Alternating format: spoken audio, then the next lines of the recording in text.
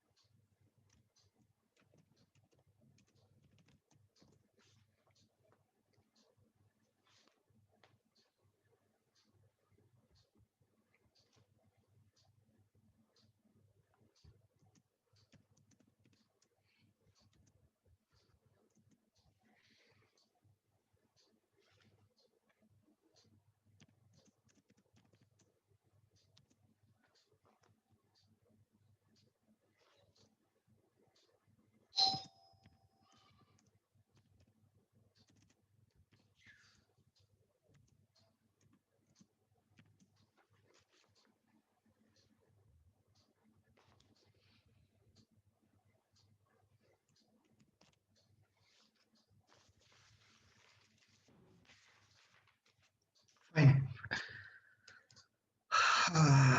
Where are we? In Zoom. Yeah. Just let me share the screen. Right. So we are discussing the classification of BS Guha. We are done with classification of RS Risley. Right, Risley, we have done RS Risley and BS Guha. BS Guha has used certain anthropometric techniques which is widely accepted, and today this is the most accepted division of racial classification. Okay.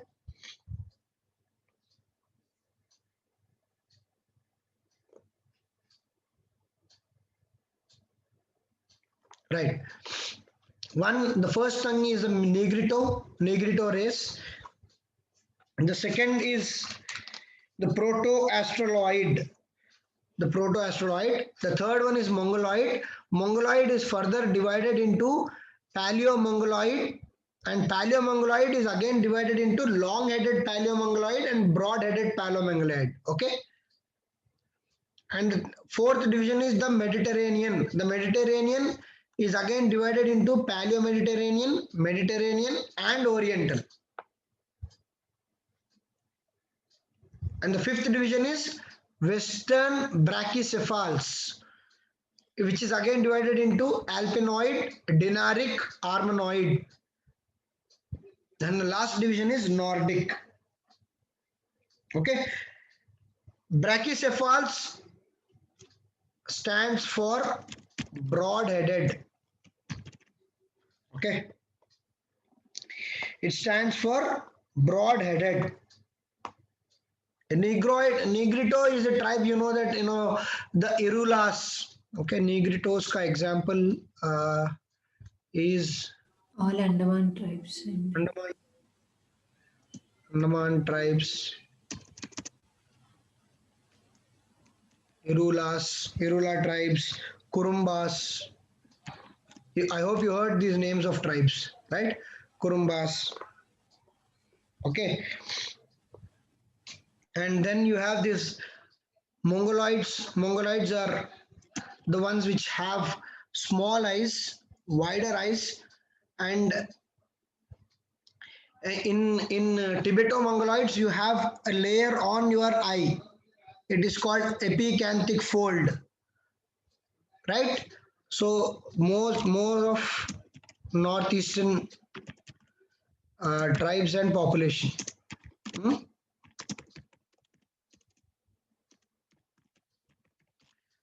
Right? So who are these proto-astroloids? The Central India tribes, like your Santals, right? Central India tribes, the Santals.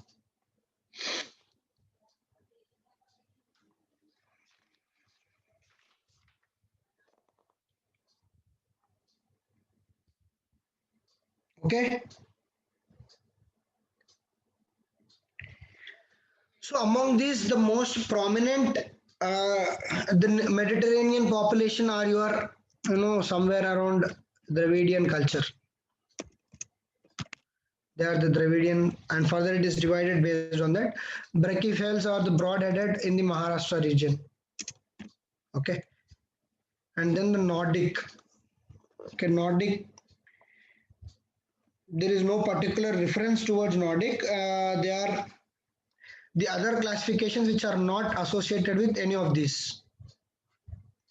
Okay, this is the categorization of B.S. Guha. So one important observation is he has brought up the Negrito tribe into his classification, which was not there in R.S. Risley's classification. So you can say that that is one of the advantage. But in the drawback, you can say again that this, as you rightly said, Gayatri, ki there is that rigid kind of demarcation we cannot do when there is so much racial intermixture. You cannot say that this tribe belongs to this particular area or this region, because there is racial intermixture which is happening within the country. Okay, that is one drawback. Okay, that is about your racial intermixture. And then coming to linguistic. In linguistic, in India, as we know, there are more than 200 languages which are spoken. You can write this in your introduction. More than 200 languages are spoken in India. Okay. And obviously, like the racial intermixture, we have a lot of linguistic intermixture also. That's why you have so many slangs, so many dialects, so many languages in India. In fact, the Constitution of India recognizes how many in each schedule? 20? 22 languages, which are known to be official languages. Okay, so there is no national language of India. Many people think there is no national language of India. There are 22 official languages of India. All the languages, the 22 are official, recognized by the 8th schedule of the Constitution. Okay. What are the prominent languages which are missing in that schedule? You should Tulu, know. Tulu, Tulu, okay, yeah, Tulu is a dialect. One prominent language, Sanskrit. Come on, Sanskrit is there. Is there? It's there. Rajasthani. Rajasthani and English. English is English is not not part there. of the 8th schedule. English is not there. Yes. So, see, it's always important to know what is not there because hardly anyone will remember the 22 names. So, the smartest way is to know which is not there. So, UPSC will ask that only. So, if that is in the option, just remove it. You see if there is a question. The point is, UPSC will ask that only. Then UPSC will analyze the patterns of children, and it will ask what is there.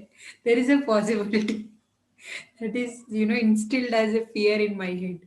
Even though I want to limit, this is what I have to read. That fear comes, and I'll try to read more. So, what in our archaeology language, if we have to say, whenever we are trying from Paleolithic to Mesolithic, UPSC is already in Neolithic age. So, they are in advanced form of technology, right? So, well, fine. That's how it is. So then coming to the linguistic elements of India, there are four major divisions here.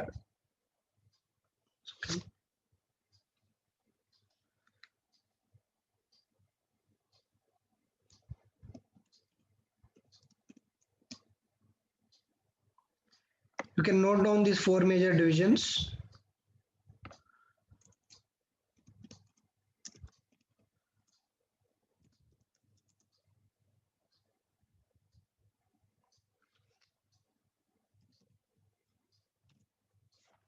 Right. So the four major linguistic divisions of India are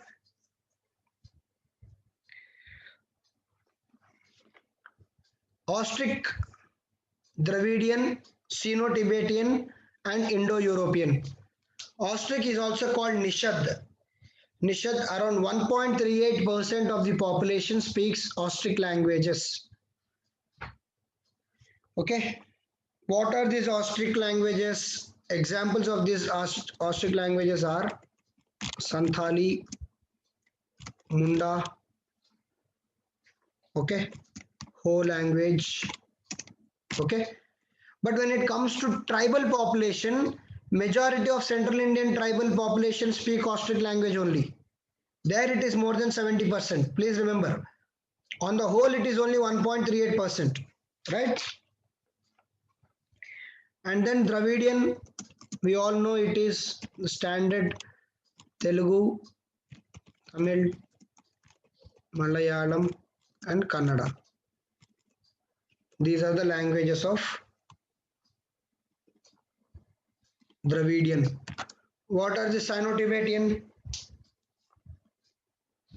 Sino-Tibetan must be this Manipuri, okay, Mizoram. These are the languages of Sino-Tibetan, right? And then the Indo-Aryan. Indo-Aryan must be your Hindi. And what are the different languages, Shweta? Any in the Rajasthani, Marathi, okay, Bihari. Bihari, Bhojpuri, whatever you want, you can write. So these are Indo-Aryan languages which are spoken by 73% of the Indian population. So 0.85% of the Indian population speaks Sino-Tibetan, Dravidian around 23%, and Austric, which is Nishad, around 1.38. But when it comes to Indian tribal languages, Austric and Sino-Tibetan dominate up to 70%. Understood? Because here we are talking about the linguistic classification of India, not the tribes. When it comes to linguistic classification of tribes, Austric and Sino-Tibetan languages dominate. They are close to 70%. Okay.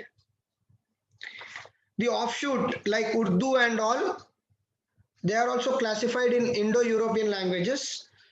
So this is your linguistic classification. So when you get the 10 marker question, you don't get a 10 marker, beyond 10 marker, you will not get any question on this. You can say, if you get, please, they can be a single word, linguistic classification of India. You can say India has been an ancient land with lot of language, linguistic mixture, a linguistic mixture which was happening.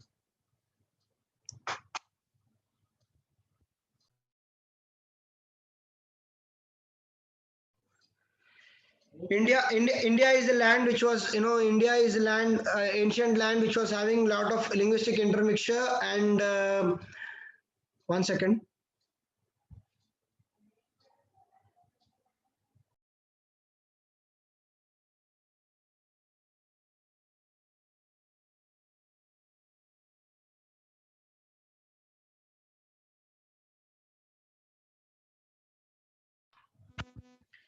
So you can say that India is an ancient land with lot of no linguistic intermixture. We can say there are uh, lot of dialects, close to 200 languages, lot of scripts. This can be your introduction. So India is broadly divided into four major linguistic divisions. One is the Austric, or in bracket Nishad. Please mention these names also. Austric in bracket Nishad, Dravidian in bracket Dravid, Malayalam, Kirat, Sino-Tibetan, Dravid, Sino-Tibetan, and Indo-European. Sorry, these are the divisions. These are the languages. The divisions are these.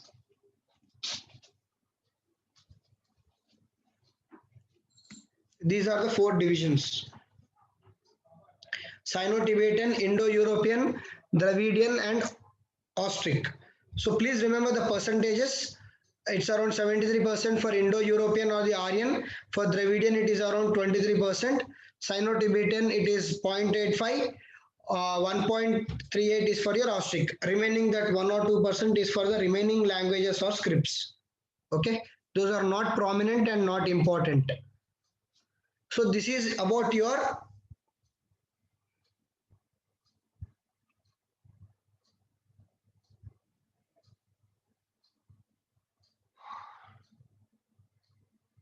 right.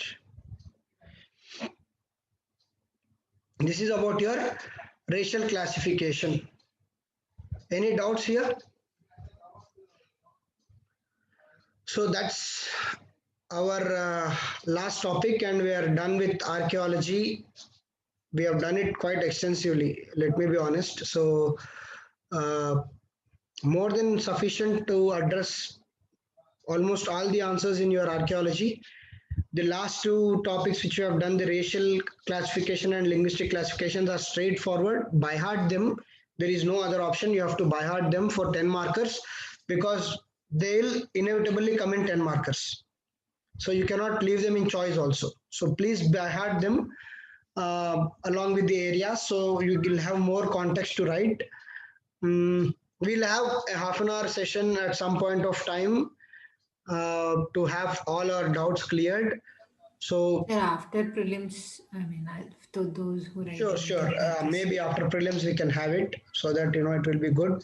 And then very soon we'll be having a session on prelims also. If possible, do register. We'll have it before this month end only, because at least 90 days of the time should be there.